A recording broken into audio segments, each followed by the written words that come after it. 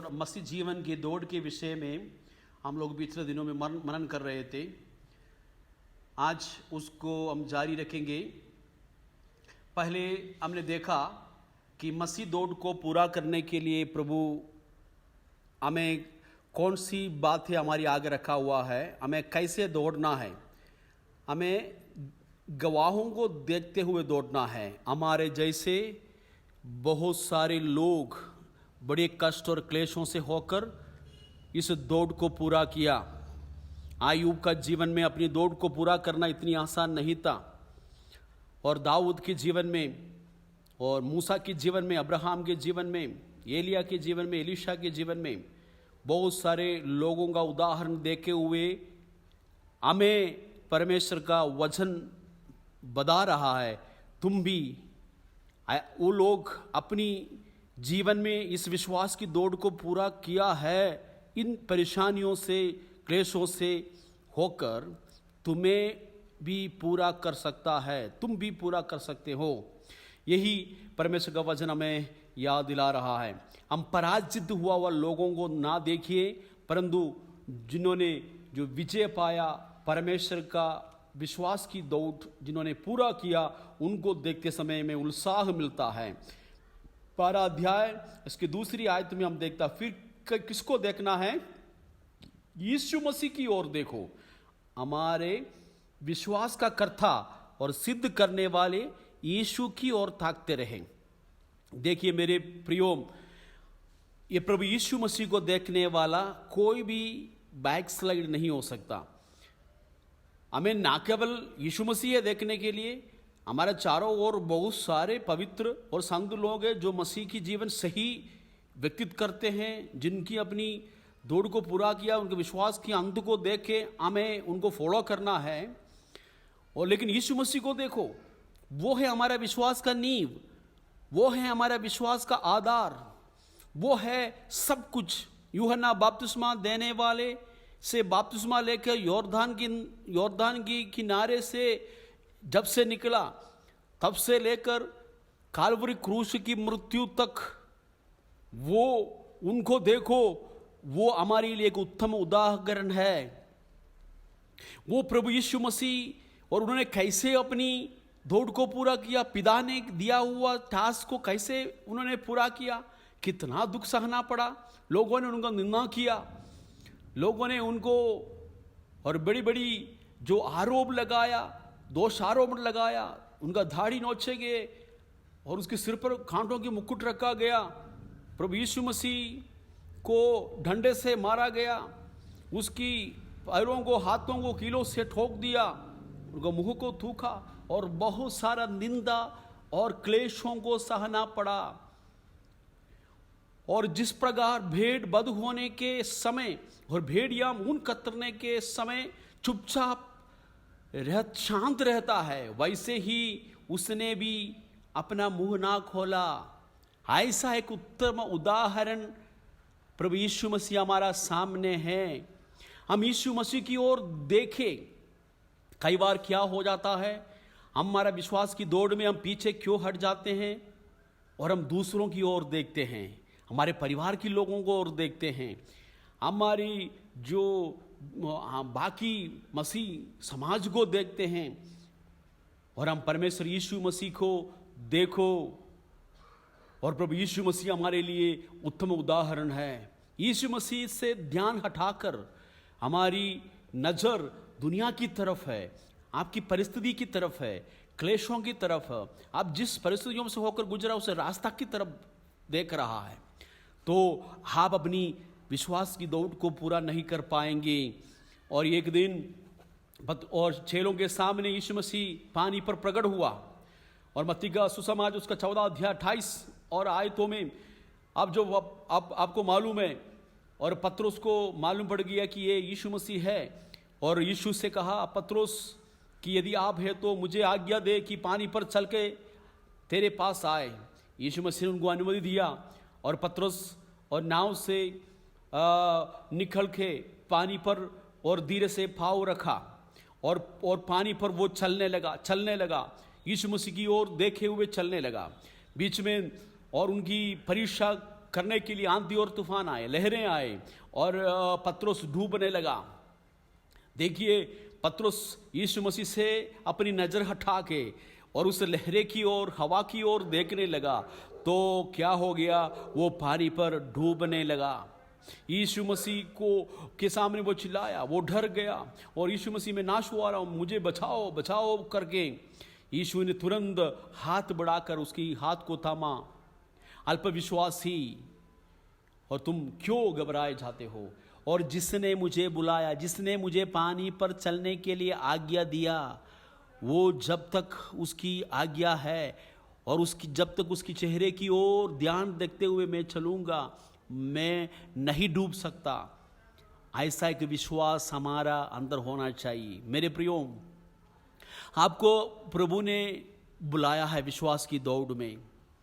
प्रभु ने आपको एक दौड़ पूरा करने के लिए बुलाया है, और कोई संस्था नहीं, कोई कलीसिया नहीं, कोई पादरी नहीं। परमेश्वर ने आपको एक अनोखी कॉलिंग दिया है और आप इस अनोखी बुलाहट को आप पहचान लो। और यीशु ने यदि आपको इस ट्रैक में रखा है, जिस दौड़ आपको जो पूरा करना है वो मैं पूरा नहीं कर सकता किसी भी कारण, और इसलिए आपको परमेश्वर ने पहचान लिया और इसलिए उस प्रकार की एक ट्रैक दिया गया है और वो दौड़ खुद आपने दौड़ना है और दूसरों के साथ कंपेयर नहीं करना। और पतरस की बुलाहट और पौलुस की बुलाहट अलग था। जैसे पतरस सेवा किया वैसा नहीं पौलुस की सेवकाई। हम सेवकाई को, उनकी जीवन की तरीकों को अपन नहीं आ रहे, हम उनकी विश्वास की पीछे कर रहा है। अलग अलग लोगों को अलग अलग प्रकार की, ठीक है, जीवन है। तो आप सोचेंगे वो उस विश्वासी के जीवन में कोई क्लेश नहीं है, उनके जीवन में कोई परेशानी नहीं, मेरे ऊपर इतना परेशान क्यों है, मैं परमेश्वर मेरे जीवन में इतना दुख क्यों दिया, मेरे परिवार में ऐसे क्यों हुआ। ऐसा नहीं सोचना। ये आपका विश्वास का दौड़ है, वो आपने पूरा करना है। हम यीशु मसीह की ओर ध्यान हटा के अपनी समस्या की ओर और अपनी परेशानी की ओर मत देखिए। बुलाने वाला उस खुदा की चेहरे की ओर ताकते हुए आगे बढ़ता जाए। हमारे विश्वास की दौड़ को पूरा ना करने के लिए बहुत सारा रुकावट है, और इसलिए प्रेरित पौलुस इसी आयत में कहते हैं, ठीक, इसलिए क्या करें, हम हर एक रोकने वाली वस्तु, उलझाने वाली पाप को दूर करके, और क्या बहुत सारे उलझाने वाले पाप है, और उलझाने वाले पाप द सिंस विच सो एंटांगल, और इसके बाद हम बिल्कुल, हमें पकड़ा हुआ पाप का स्वभाव है, वो एक बहुत बड़ा रुकावट है। पाप, आप ये मत सोचिए कि बड़ा खतरनाक जो पाप है, अविश्वास भी एक पाप है। हमारे अंदर जो अविश्वास उत्पन्न करता, रोमी के पत्र में लिखा हुआ है, जो कुछ भी विश्वास से उत्पन्न नहीं होता वो सब पाप है। तो हमारा पाप शायद थोड़ा सा अविश्वास हो सकता है। हम अविश्वास रखते हुए हम लोग इस दौड़ पूरा नहीं कर सकता। हम कौन सी ऐसे उलझाने वाली पाप है हमारे जीवन में, और जो रुकावट मेरी जीवन में है वो मैं जानता हूँ, जो आपका जीवन में है, प्रत्येक के जीवन में है, आप सभी पहचानते हैं। और इसलिए उन पाप की स्वभाव से दूर रखें। हम बोझ लेकर हम इस दौड़ में पूरा नहीं कर सकता। दौड़ने वाले बहुत कम वस्त्र पहनते हैं, वो बड़े भारी बोझ उठाते हुए वो दौड़ नहीं सकता। और 10 किलो का चावल का बोरी लेके दौड़ने वाला नहीं दौड़ेगा, कोई भी खिलाड़ी हो। और वो क्या करते हैं, कम से कम कपड़े पहनते, क्योंकि वो कोई भी रुकावट ना हो। हम अपनी बोझ, अपने परिवार की बोझ, समाज की बोझ, ऐसे जो बोझ लेते हुए, चिंता लेते हुए हम लोग दौड़ नहीं सकता। ये सबसे बड़ा रुकावट है। दूसरे लोगों का डर आपको सता रहा है, आपकी भविष्य का डर आपको सता रहा है, और समाज का डर आपको सता रहा है, और बहुत बड़े ऐसे बोझ आपके अंदर है। तो ये दौड़ की और उस निशानी तो का फोकस नहीं कर पा रहा है। आप दुनिया की इस चीज़ों में उलझे हुए हैं, तो आप कैसे आगे बढ़ पाएंगे। उलझाने वाली पाप, रोकने वाली वस्तु, कौन सी है आपको इस विश्वास की जीवन से रोकता है?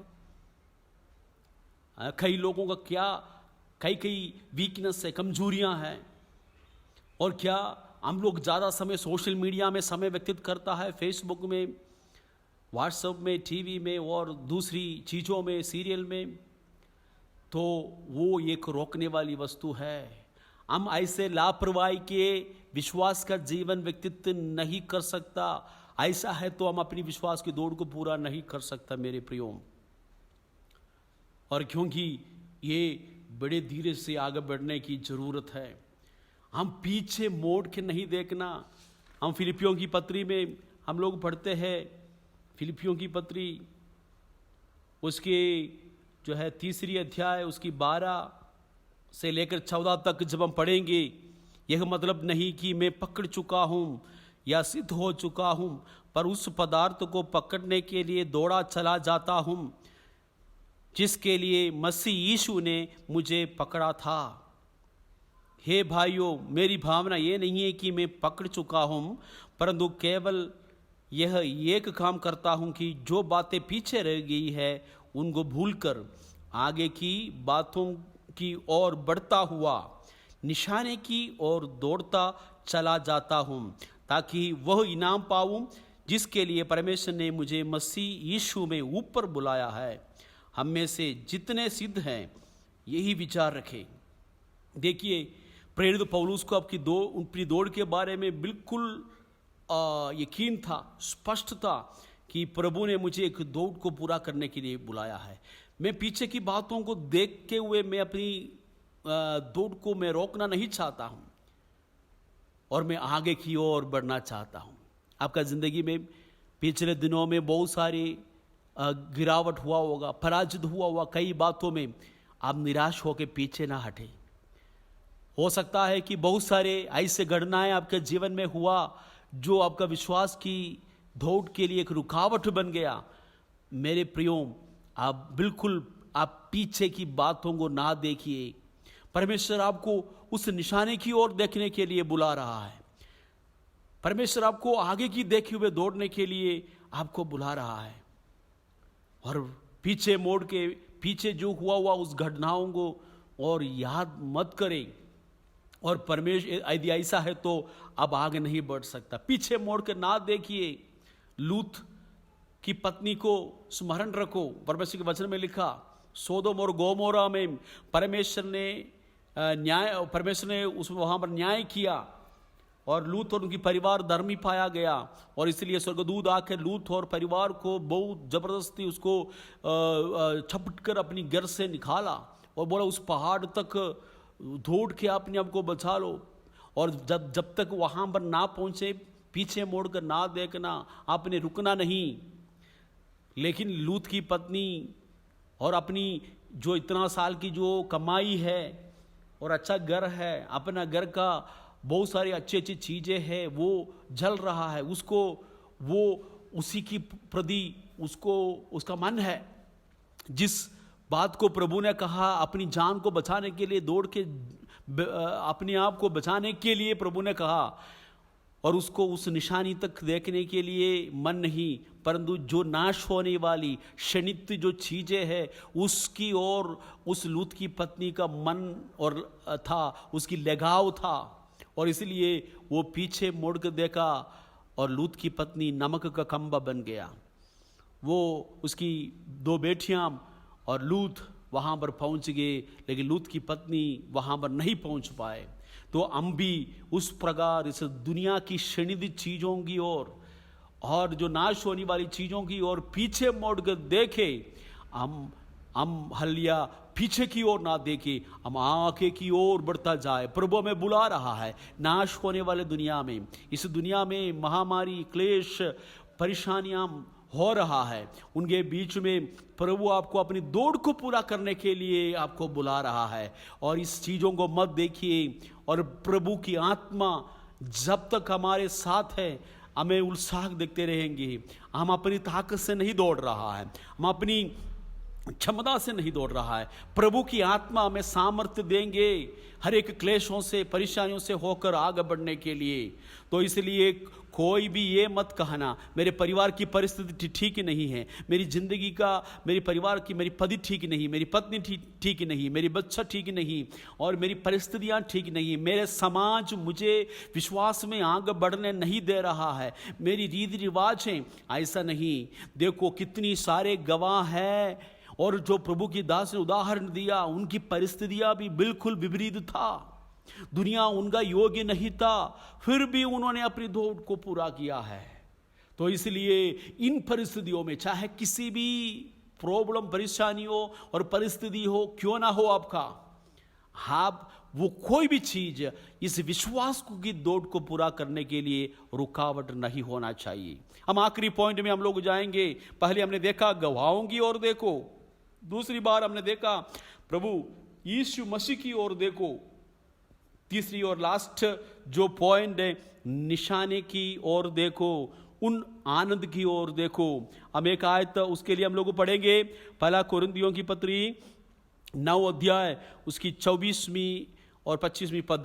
क्या तुम नहीं जानते हैं कि दौड़ में तो दौड़ते सभी ही हैं, परंतु इनाम एक ही ले जाता है। तुम वैसे ही दौड़े कि जीते। हर एक पहलवान सब प्रकार का संयम रखता है, वो तो एक मुरझाने वाले मुकुट को पाने के लिए एक सब करते हैं, परंतु हम तो उस मुकुट के लिए करते हैं जो मुरझाने का नहीं। और इसलिए मैं तो इसी रीति से दौड़ता हूँ, परंतु लक्ष्य ही नहीं, मैं भी इसी रीति से मुक्कों से लड़ता हूँ, परंतु उसके समान ही जो हवा पीटता हुआ लड़ता है। परंतु मैं अपनी देह को मारता कूटता और अपनी वश में लाता हूँ, ऐसा ना हो कि औरों को प्रचार करके मैं आप ही किसी रीति से निकम्मा ठहरूं। देखिए प्रेरित पौलुस कहते हैं विश्वास में दौड़ने वाली सी दौड़ में तो दौड़ने वाला बहुत है, लेकिन इनाम पाने वाला एक है, इनाम एक ही हो मिल जाता है। इस दुनिया की दौड़ तो ऐसे है। तो प्रेरित पौलुस बोलने का मतलब क्या है, ये दौड़ में तो दौड़ने वाला बहुत है, लेकिन एक ही को इनाम मिलता है। यदि एक ही को इनाम मिलता है तो वो एक व्यक्ति में होना चाहिए, उस प्रकार दौड़ो। इसका मतलब पहले पहुंचने वाला इनाम लेके जाते हैं दुनिया में, लेकिन यहाँ पर जो कोई भी फिनिशिंग पॉइंट तक पहुंचेंगे, अपना अपना दौड़ को पूरा करेंगे, उन सभी को रिवार्ड मिलेगा, इनाम मिलेगा। Praise the Lord. और इसलिए हम क्या करना चाहिए, उस लक्ष्यहीन व्यक्ति के जैसे नहीं, परंतु हमें लक्ष्य होना चाहिए। मसीह जीवन व्यतीत करने का एक लक्ष्य होना चाहिए, उद्देश्य होना बड़ा ज़रूरी है। ठीक है, मैं ऐसे मसीह परिवार में पैदा हुआ या जैसे भी हो, मेरा रीति रिवाज है मैं चर्च में जाना, बाइबल पढ़ना, एक बार प्रार्थना करना, चलो और यही मेरा धर्म है, रिलीजन है, ऐसा एक व्यक्ति जीवन व्यतीत करता है, अपनी विश्वास का दौड़ नहीं दौड़ रहा है, वो अपनी रिलीजियस एक्टिविटी को पूरा कर रहा है। हमें लक्ष्य होना चाहिए। मेरी जिंदगी में प्रभु ने मुझे कुछ काम सौंपा है, कुछ दौड़ने के लिए दिया है, मैंने उसको पूरा करना है।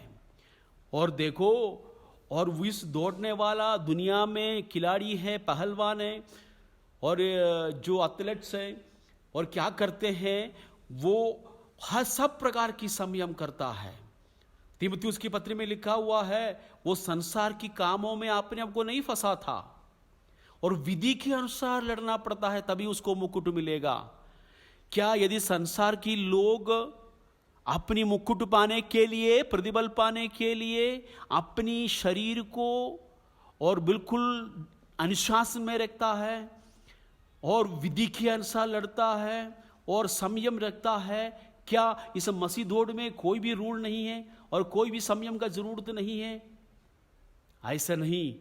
देखो, ऐसे जो क्रिकेट की खिलाड़ी है और बहुत और भी एथलेट्स है, और यदि कल परसों या अगले हफ्ता, अगले महीना यदि उनका जो है कंपटीशन है, उनकी मुकाबला है, तो उनको घर से दूर रखता है, उनके परिवार से, उनके बच्चों से दूर अलग रखता है, और ताकि वो उनके माइंड डिस्ट्रैक्ट ना हो, उनकी और इधर उधर सोच विचार में ना पड़े, वो जिस बात के लिए उनको ठहराया उसी में पूरा फोकस करें।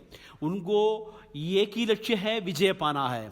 उनको एक ही लक्ष्य है और जो है गोल्ड मेडल लेना है, और उनका एक ही लक्ष्य है इसी बार की जो है विजेता बनना है। उसी के लिए वो कुछ भी करने के लिए तैयार है। कितना सालों की मेहनत, जैसे उनका कोच कहते हैं सुबह उठना पड़ेगा, उसको व्यायाम करना पड़ेगा, उनको प्रैक्टिस करना पड़ेगा, और उनको और अलग अलग चीज़ों से मोबाइल फ़ोन भी यूज़ करने के लिए उनको अलाउड नहीं, ताकि उनका लक्ष्य से वो हट जाएगा। उनका किसी भी प्रकार से उसकी लक्ष्य को से उनका मन को दूर रखने वाली हर एक चीज़ से उनको अलग रखता है।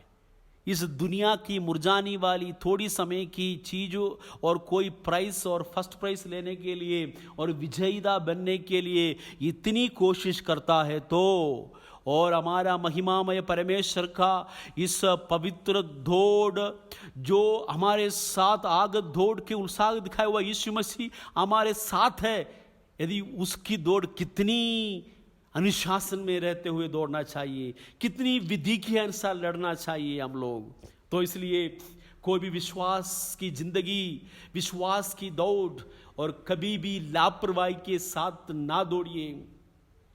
और तीमुथियुस की पत्री से हम लोग आखिरी में एक आयत पढ़ेंगे। प्रेरित पौलुस क्या कहते हैं, मैं अच्छी कुश्ती लड़ चुका हूं, मैंने अपनी दौड़ पूरी कर ली है, मैंने विश्वास की रखवाला की है, भविष्य में मेरे लिए धर्म का वो मुकुट रखा है।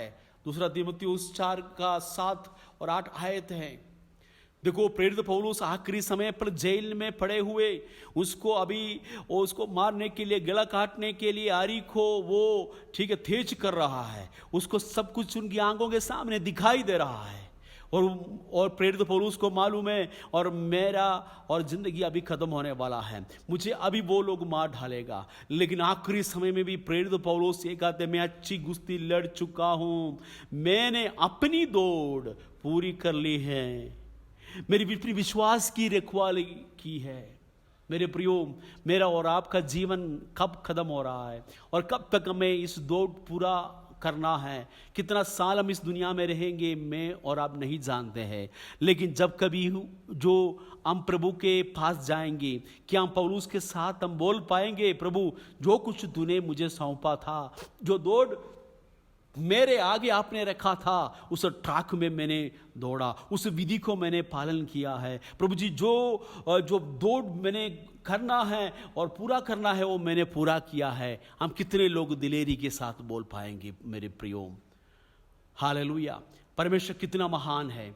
हम और ये बात हमेशा याद रखिए, हम एक विश्वास की दौड़ में दौड़ रहा है, ये एक लंबी दौड़ है और हमें कभी रिलैक्सेशन नहीं इस दौड़ में, और हमें हल दुष्टों की मंडली पर नहीं खड़ा नहीं हो सकता, ठट्ठा करने वालों के मंडली पर नहीं बैठ सकता। हमें हालेलुया इस दुनिया के उस दौड़ में दौड़ना है, बैठ नहीं सकता, खड़ा नहीं हो सकता, ठीक है। हम और दौड़ने के लिए बुलाया गया है, प्रेज़ द लॉर्ड। और इसलिए हम बड़े धीरे से इस दौड़ को हम लोग पूरा करें। परमेश्वर इस पवित्र वचन सुनने से और सभी लोगों को प्रभु आशीष दिया है। हम लोग अपनी आंख को बंद करें, हम प्रार्थना करें। मेरे खुदा, आपके पवित्र चरणों में हम आते हैं मेरे प्रभु जी। आप कितना महान है, आपका पवित्र वचन से हम सब आप हमसे बातचीत किया प्रभु पिता परमेश्वर। हम अपनी दौड़ के बारे में प्रभु जी हम हल्के से ना ले प्रभु जी पिता परमेश्वर। हालेलुया, हम उन लोगों को देखें जो हमारे आगे जो गवाह है। हम यीशु मसीह को हम देखें जिन्होंने हमारे लिए एक बहुत बड़ा आदर्श दिखाया और अपनी दौड़ को पूरा करके हमें हमारे विश्वास का कर्ता बना प्रभु। हम पिता परमेश्वर, हम लक्ष्यहीनों के समान ना दौड़े, हम लोग प्रभु जी उस आनंद की ओर देखते हुए दौड़े जिस दिन प्रभु से हम लोग सारी संतों के सामने प्रभु उस मुकुट पाएंगे, उस दिन की आनंद की ओर हम थकते हुए हम लोग दौड़े। ये विश्वास योग्य सेवक, तुम हल्लिया परमेश्वर के राज्य में प्रवेश कर ऐसा एक शब्द सुनने के लिए हम प्रत्येक जन को प्रभु सहायता करें। विश्वास योग्यता के साथ जिस दौड़ में हमें आपने बुलाया है उस दौड़ को पूरा करने के लिए हमें सहायता कर, मदद कर मेरे प्रभु जी। मुझे सुनने वाला हर एक मेरे प्रियजनों को आशीष दे। प्रार्थना सुनने के लिए धन्यवाद, यीशु मसीह के पवित्र नाम से, आमीन।